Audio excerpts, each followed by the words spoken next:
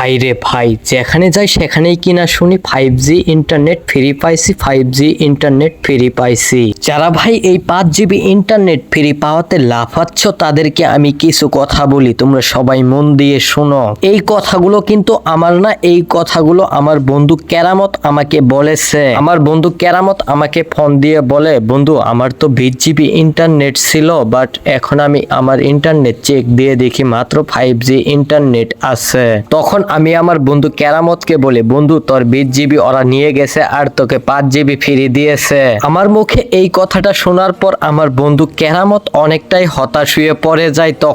তখন আমার বন্ধু কেরামতকে আমি বলি, কিরে বন্ধু তোর আবার হঠাৎ করে কি হয়ে গেল, তুই এরকম করতেছিস কেন?